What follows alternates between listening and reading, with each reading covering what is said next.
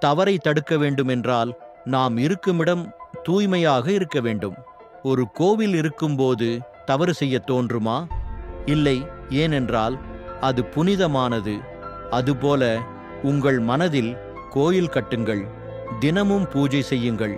மனம் அமைதியானால் இங்கு எந்த தவறும் நடக்காது. இங்கு நடக்கும் பல தவறுகள் மனம் அமைதியாகாமல் இருப்பதால்தான். இறைவா, ஓம் நமசிவாய, ஓம் நமோ நாராயணாய சரவணபவ.